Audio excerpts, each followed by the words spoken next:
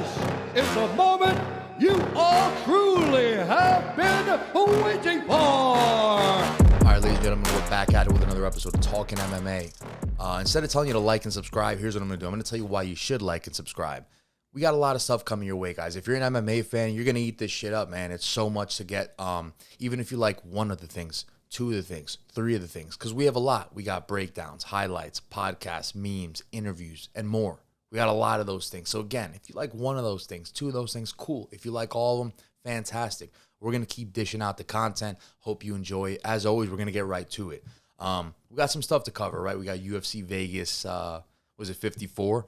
It happened a couple nights ago, Saturday night. It was Yan Rakic versus Alexander Rakic.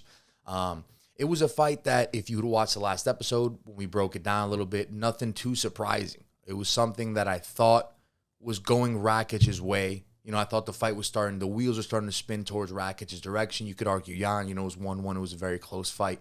But, of course, Alexander Rakic suffered that knee injury, very gruesome. You saw the knee just come right out in the slow motion replay. So it was a very tough loss in a fight that was close, in a fight that had high implications for the 205-pound division, the light heavyweight division in the UFC. So in terms of round one, and I got the round stats here, Yan did win round one statistically. I also had Yan winning the round. So it says he was 25 of 53 for 47%, and Alexander Rakic was just 12 of 52 for 23%. And Yan was able to stuff a couple of takedowns early on, one big one later on in the round as well. That is round one. So Yan, I would think, won the round, but it wasn't a crazy lopsided round. It was competitive. Then we get into round two, right? And the total strikes in this one is 1 of 3 for Yan Rakic, because you're not going to get much offense off your back, right? And that's what happened in the round. And 10 of 19 for Alexander Rakic, who held Yan for a while, didn't really do much with it on the ground, but was able to have that ground control time nonetheless.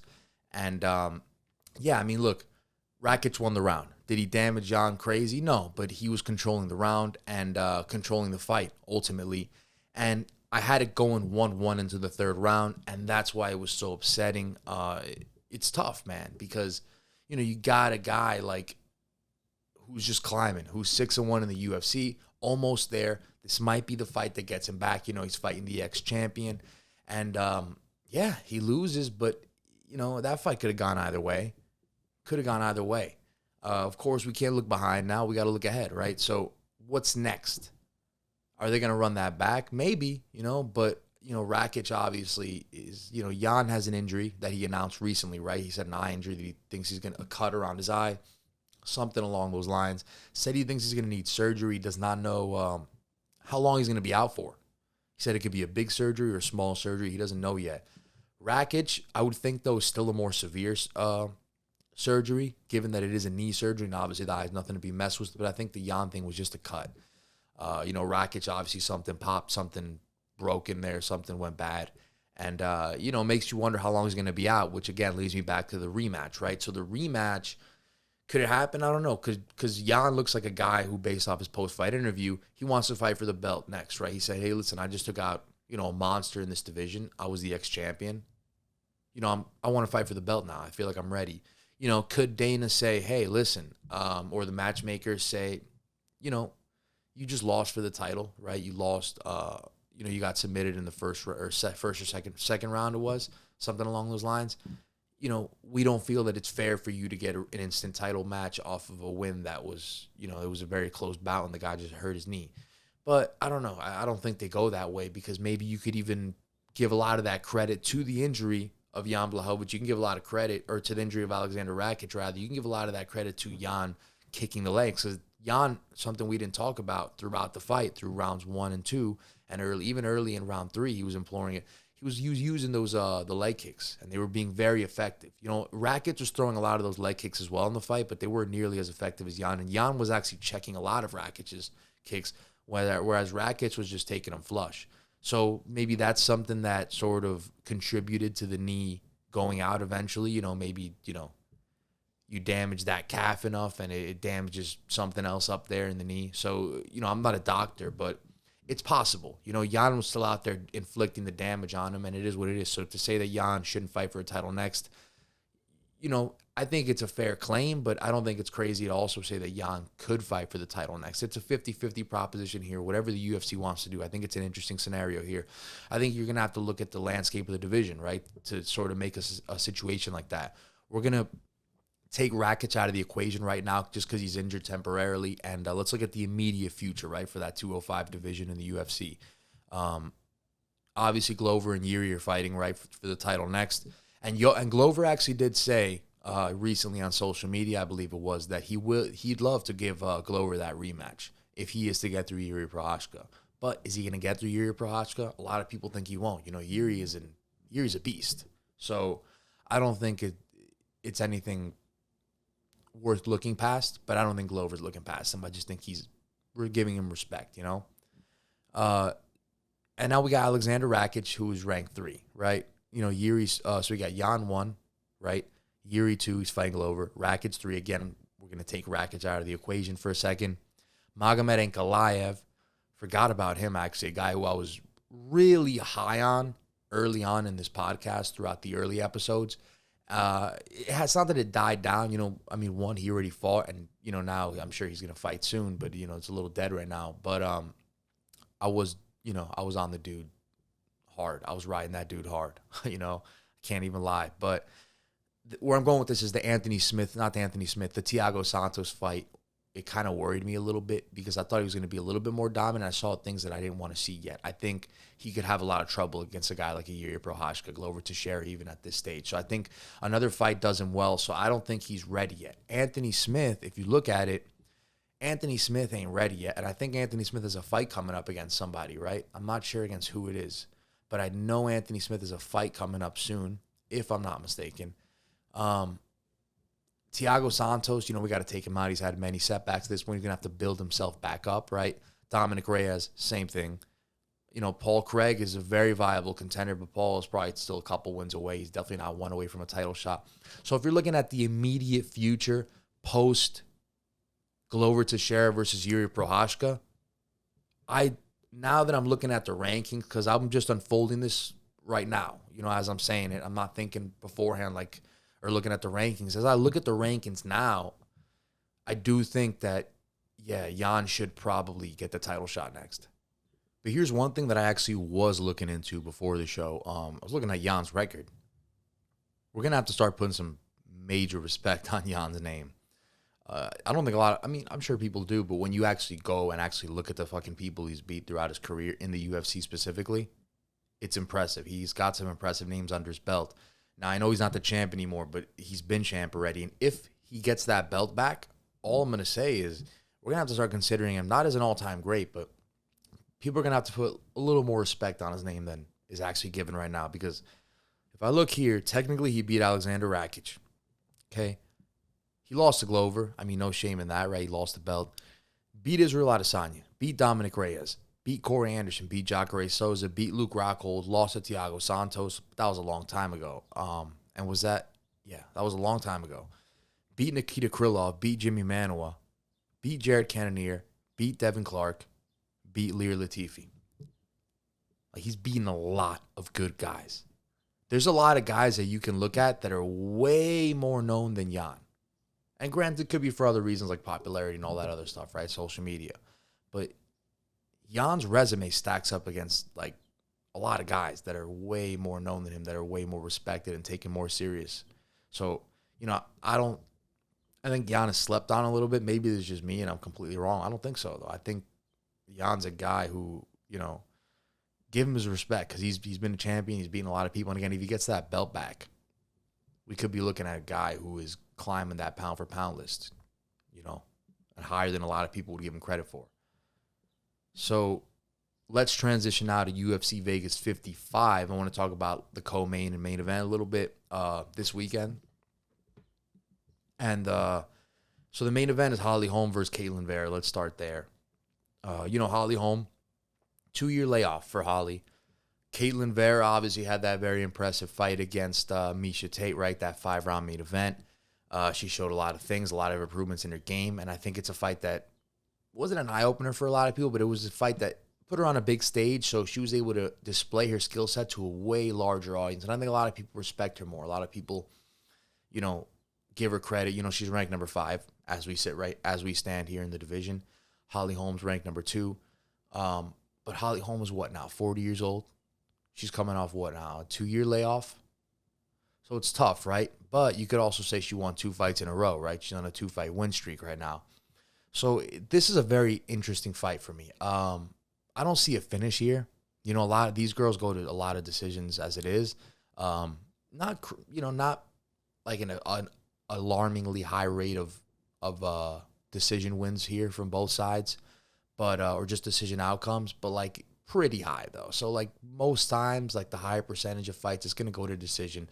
So I'm not just basing it off that. I'm basing it off like these girls aren't one-punch knockout killers over here. You know what I mean? Holly can definitely land a leg kick and put your lights out for sure, but we haven't seen it in some time, right? And she's getting older, and I'm sure that the athleticism is starting to go away, right? And to do things like that, a lot of athleticism is required.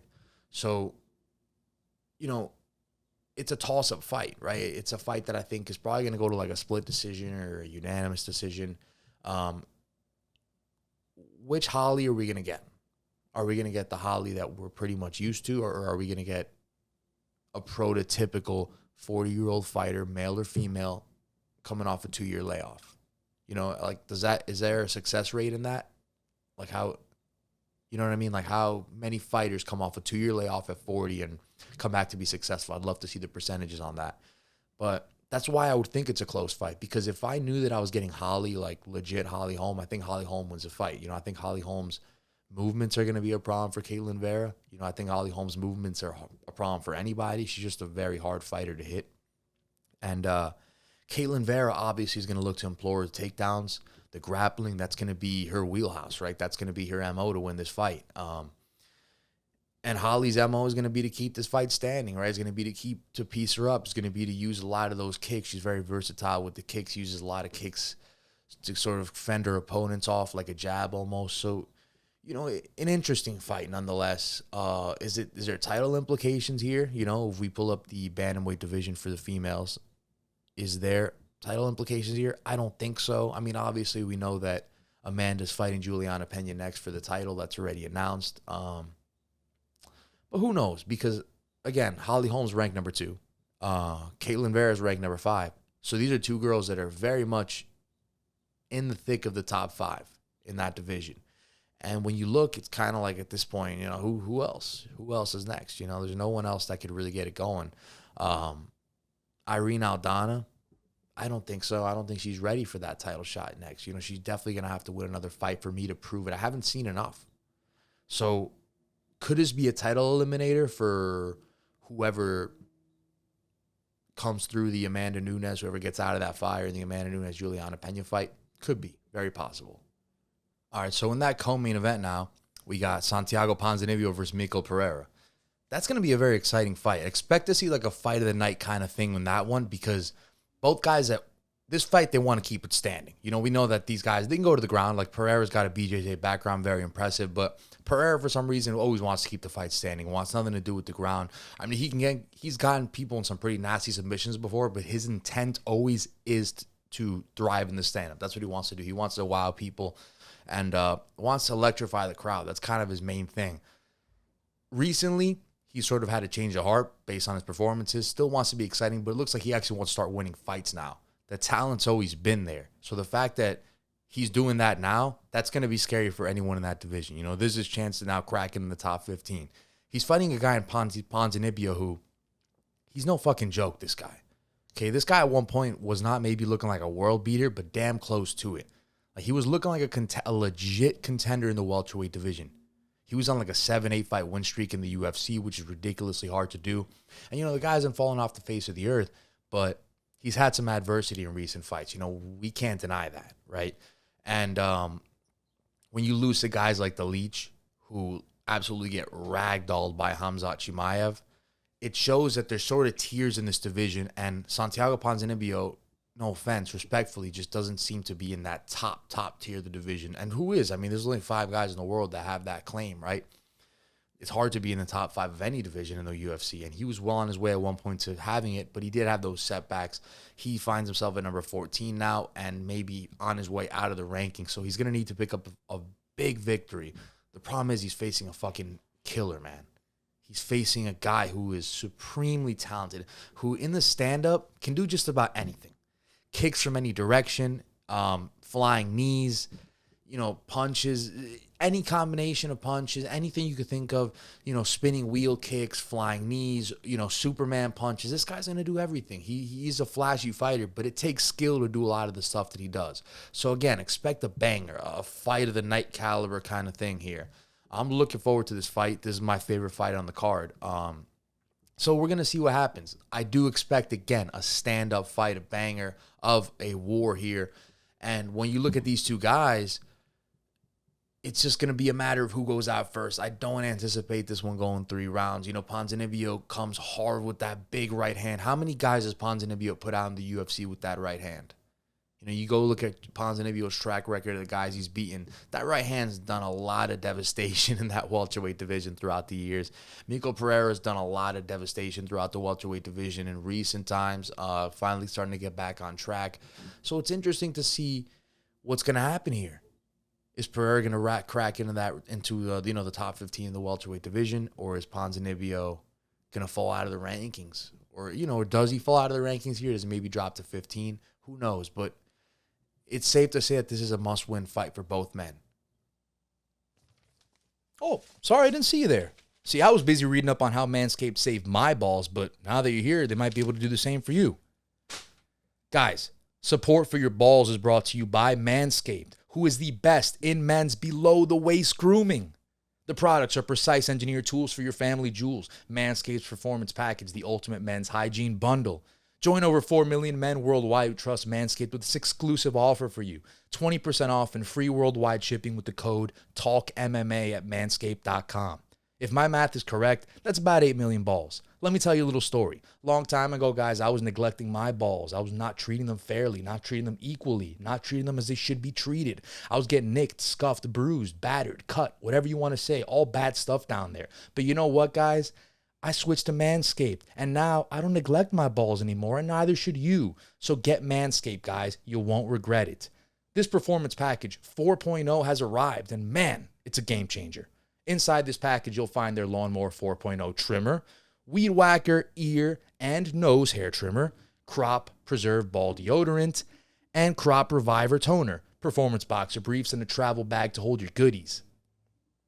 First off, the Lawnmower 4.0, guys. This trimmer is the future of grooming, and dare I say the greatest ball trimmer ever? Their 4th generation trimmer features a cutting-edge ceramic blade to reduce grooming accidents thanks to their advanced skin-safe technology. The Lawnmower 4.0 is waterproof and also has a 400K LED spotlight. You need a more precise shave. Because this trimmer is waterproof, you could say goodbye to the mess on the bathroom floor. You thought that was good, but want to take your grooming game even further to the next level? The Performance Package 4.0 also includes the Weed Whacker nose, ear, and hair trimmer, guys. The Weed Whacker is also waterproof and provides proprietary skin-safe technology which helps reduce nicks, snags, and tugs in all those delicate nose holes. Their Crop Preserver ball deodorant and Crop Reviver ball toner will change the way you approach your hygiene routine. Trust me when I say this, fellas, your balls will thank you. Manscaped even threw in 2 free gifts to their Performance Package 4.0, the Manscaped Boxers and Shed Travel Bag. Bring your comfort and boxers to another level. It's time to take care of yourself. So go to Manscaped and get 20% off plus free shipping with code TALKMMA. Get 20% off and free shipping with the code TALKMMA at manscaped.com. That's 20% off plus free shipping at manscaped.com and use that code TALKMMA. Unlock your confidence and always use the right tools for the job with Manscaped. This week's fool is Ariel. Not that one, the very unattractive one. The one with the big-ass nose that I would characterize as a bitch. Here's why. Ariel Helwani, you are a fool because over the last 5 months, you had Eddie Hearn on your show a couple times, right? I'm sure you asked him 100 times, and he grudgingly accepted 2 of those. You take 100 shots, you're going to make 2 of them. Credit to you, my man. On the show, you made the bold proclamation to Eddie, hey, Eddie, every time that the conversation gets brought up about who the best promoter in combat sports is, regardless of boxing, MMA, I say it's you. To which Eddie Hearn responded saying, fuck you, that's a stupid debate, even though I'm the one you're saying is number one. Let's move on. Why is this relevant? Because I don't want to let this slide. Ariel, you are a biased fool. Okay? You know damn well that Dana White is the best promoter in the world. It's like what Chael Sonnen said when he put you in your place on your show a few weeks ago. Name 5 fighters under contract for Eddie Hearn. The Eddie Hearn whose dick you just love to suck. And I bet you couldn't do it at the time. If you had the knowledge of who those 5 fighters were, you would have said it. You would have said it to defend Eddie's honor. But you didn't. You didn't do it because you can't. Because you know that Dana White is the best promoter in the world. Because everyone knows it. And the fact that everyone knows it makes me call you out on your bullshit. Okay? Now, why wouldn't Dana dislike you, rather? Why wouldn't he? You're a very unlikable guy. You're untrustworthy. You look like you like to just start trouble. You don't look at the shit inside the fight. We get a big fight. You want to talk about what's going to go down in the octagon. You're just looking to stir up shit between 2 fighters. There's plenty of video evidence. There's plenty of people that can vouch for that. So don't play innocent, because that's what you love to do. You love to play innocent. You love to be this guy that, oh my God, when I was on the show, Dana, he kicked me out.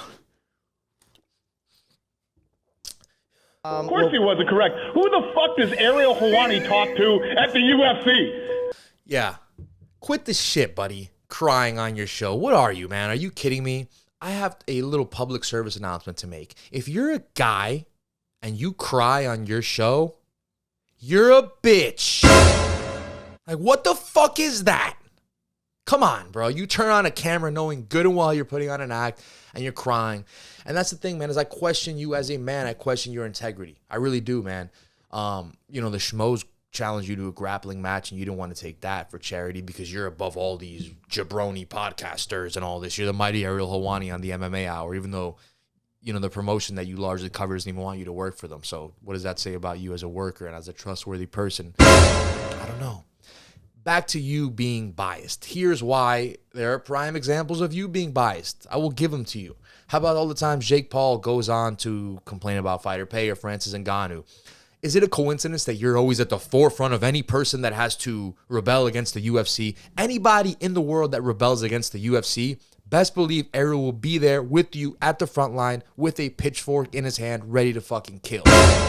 Because that's what he is. He's a hater. He's going to always, for the rest of his career, be salty, be bitter about Dana White, be bitter about what people said to him. Buddy, where there's smoke, there's fire.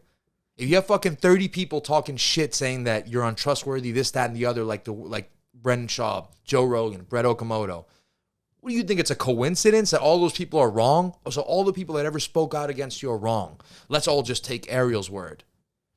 You are full of shit. That's why you are this week's fool. Again, where there's smoke, there's fire. People have a lot to say about you, man.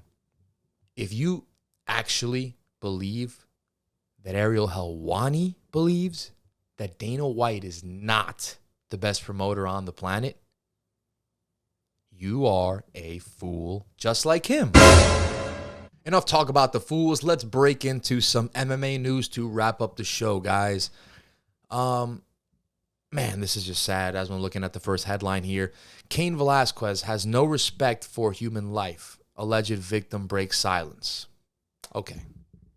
But you rape young girls, you rape people's daughters, and you have respect for human life? Talk about a walking contradiction. So the man speaks out, the victim, this scumbag. Good morning, Your Honor. My name is Paul Bender. I am the person who was driving the truck and the person shot. Oh, okay. So this is actually not the guy who raped Cain Velasquez, or who touched Cain Velasquez's daughter, rather. This is the guy who was shot by Cain Velasquez in confusion because Cain thought that he was the guy that did that to his daughter. But in reality, he is the stepfather? The family member. So he says, good morning, Your Honor. My name is Paul Bender, and I am the person who was driving the truck and the person shot by Cain Velasquez on February 28, 2022, Bender said. We were simply following a court order to get a GPS monitoring device for Harry when Cain Velasquez started following us. He shot at us and chased us at speeds over 100 miles an hour. When we came to a stop near a school, Cain Velasquez shot at us again, severing my brachial artery and nerve. I have lost the use of 3 fingers and can no longer work because I could not pass my Department of Transportation physical. Without the use of my right hand, we do not know if this loss is permanent. Cain Velasquez has no respect for human life. He could have easily shot the family in the car next to us, innocent pedestrians, or even young children. Cain Velasquez did not care who sees him do this. He does not care about the rule of law and has no respect for our judicial system. Let me just stop right there. You fucking clown. First of all, I know you're not the one that shot that touched Cain Velasquez's daughter in very inappropriate ways. I know you're not that scumbag, but you know what? You're associated with the scumbag. So I'm going to say fuck you as well for defending him. And I'm going to say this. You talk about Cain Velasquez has no respect for human life. You talk about he could have easily shot. Like, you're so concerned about the wellness of nearby pedestrians or even young children. That's very ironic, that last part. Was your boy or your family member over there concerned with young children when he was touching a little girl? The irony. The blasphemy. Should lock that guy up just for saying that shit. Cain Velasquez denied bail again. Oh, man. Judge disregards possible CTE conditions proposed by defense. Let's move on, man. This is just some stat stuff here.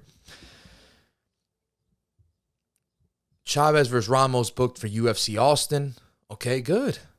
So we got Danny Chavez versus Ricardo Ramos for the June 18th card in Austin, Texas. That's going to be a fun one. Islam Makhachev calls for a Charles Oliveira title fight. Vows to finish him on the ground. What does Islam say before we get into this a little bit?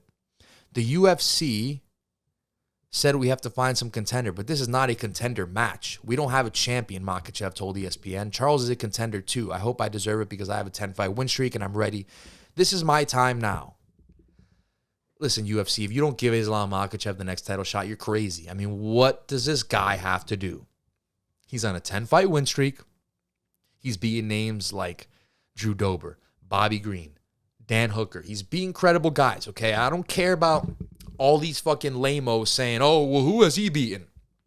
Pull up the record. If you don't know who Arman Saryukin is, if you don't know who Dan Hooker is, if you don't know who guys like that are, if you don't know who Gleason Tebow is, I don't know what to tell you because you don't fucking watch. So the fact that anyone could even argue that Islam shouldn't be next for a title, come on. Oh, Beneil Dariush, yeah, come on, bro. Listen, Beneil Dariush did beat a top 5 guy at the time in Tony Ferguson, but Tony's not a top 5 guy anymore. So that shit's aged like spoiled milk, to be quite honest. But yeah, man, I mean, I think you would think Islam and Oliveira is the fight to make. Like, come on, there's no other fight to make in the light heavyweight division. Make that for the undisputed belt, 10-fight win streak versus what, like 11 or something like that? It's got to be done, man. It's got to be done.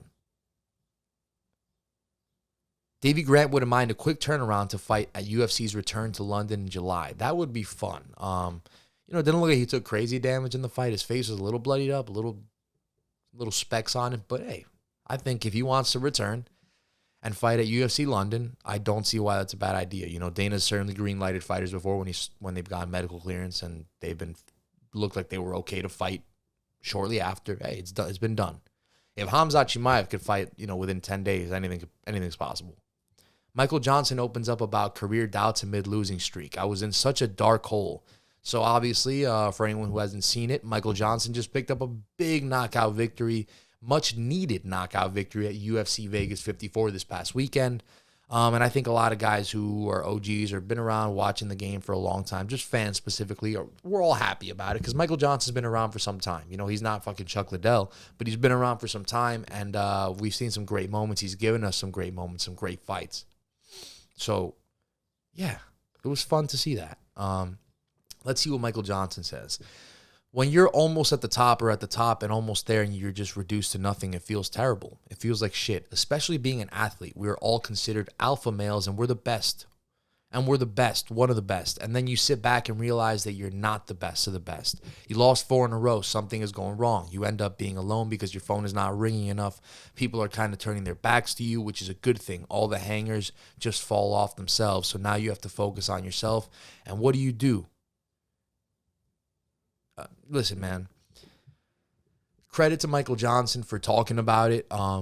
This is a very tough sport in mixed martial arts because it's a sport where you're fighting in front of the whole world and you're boxers pretty much. And you're putting your life on the line. You don't have teammates to rely on. You're not throwing a ball into a net. You're getting punched in the face. You're getting embarrassed. And it's your fucking livelihood. And that's why fighters deserve a certain kind of respect, a different kind of respect than I think a lot of athletes should get because, again, man, like, yeah, it's a sport, but is it really a sport?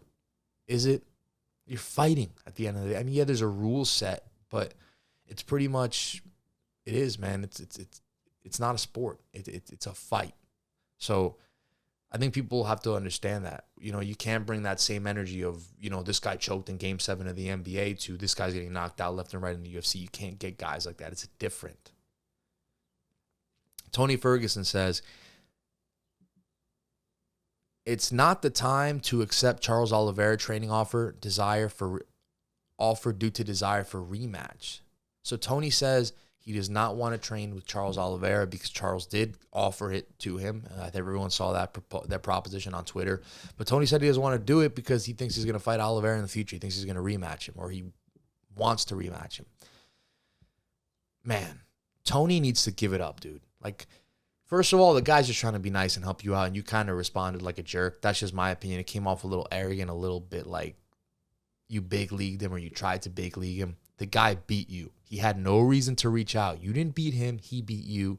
I love Tony, but here's the thing. This just goes into a bigger thing of Tony needs to figure out where he's at. Someone needs to sit down with Tony, someone who he actually listens to, whether it's a coach, a family member. Someone needs to sit down and tell Tony, like, listen, man, you are not what you used to be. So you have these crazy desires or these crazy thoughts in your head that you're going to be the champion and that, like you're fine, nothing's going on. Tony, something is going on. You won 10, 11 fights in a row, whatever it was, 12 fights in a row or more. You won a lot of fights at one point, 10 plus. You won a 10 plus fight win streak, Tony, at one point. And now you can't win a fight. You can barely win a round. Something is happening, Tony. It's not that you fell off the face of the earth, but to think that you're that same guy, I think is crazy. I think that's crazy. I think you have to be honest about where you are with yourself, And Tony, I think Tony still believes that he's like, he could be Khabib and that he's the best. You're losing badly, Tony. I don't know, man. I'm a fan, but to me, it sucks when guys don't want to accept where they actually are when it's so blatantly obvious. Like you lose one fight, too cool. Tony, you lost like 4 in a row and you look bad, man. You look good in the Chandler fight, but that was the first round we saw you look pretty good in. How long, Michael Page takes loss for Bellator 281. I need to be better at not being held down. Listen, man, this is going to be something that will never go away because it's MMA. Like, you're not going to take away a whole skill set, right? Everything's going to be there. As long as MMA is around, there's going to be the fighter that's going to say, fuck the crowd, fuck the excitement. I need to do what I got to do, even if it's a boring game plan, and I got to get in there and wrestle, fuck them to death, even though I'm not doing damage. It's frustrating. It's annoying. It's not that fun to watch. I get it.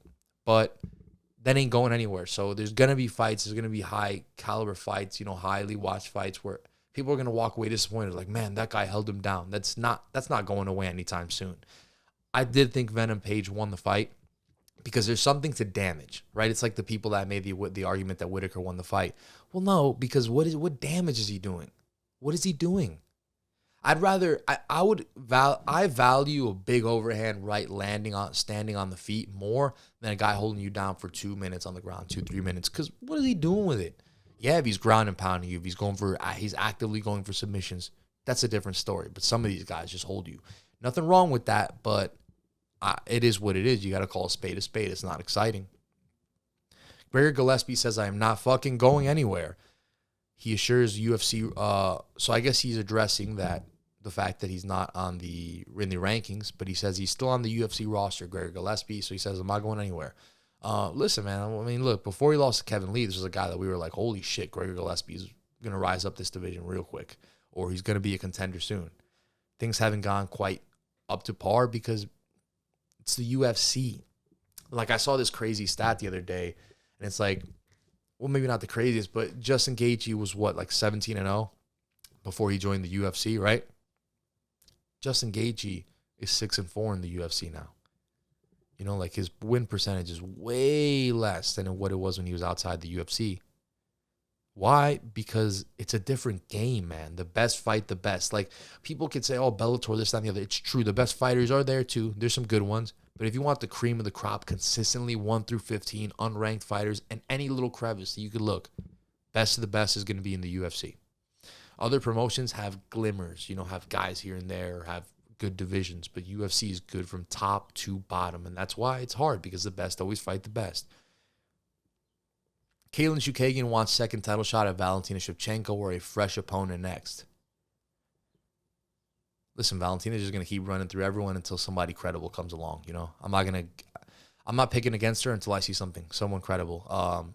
Casey O'Neill could be a fun matchup down the line. She did beat her sister Antonina Shevchenko about a year ago or so maybe, but Casey's not ready yet, so that's not even a fight we can entertain right now. So it's not really worth talking about too much. Ryan Spann wants to focus on mental game, unsure of return timeline after UFC on ESPN 36 win. I think that's starting to become more commonplace in the world. You know, mental health is something that's taken more and more serious. So I applaud these guys, especially in maybe the most mentally taxing sport on the planet. Lyoto Machida, career worst slump after brutal KO. So Machida's in a little bit of slump now. Hall of Famer, man. If he still feels like he can compete, then keep going. But don't be afraid to, I would encourage you. I mean, you don't care what I say, of course, but I would encourage these fighters, man, to just step away at the right time. If it's for the money, then that's a problem, right? Hope not for the money. All right, guys, so we're going to end it on that note. Thank you so much for tuning in to Talkin MMA, episode 16. I believe we're picking up some momentum. And again, guys, why should you like and subscribe to the channel? Because you're getting a lot more than just what you just saw today. You're getting memes, highlights, breakdowns, interviews, reactions, so much more, guys. So much more collaborations coming. You name it. And if it's something that I can't name or that you don't see, slide it into the comments. Suggest the stuff, and I will listen, guys. As always, it's been a pleasure. Take care.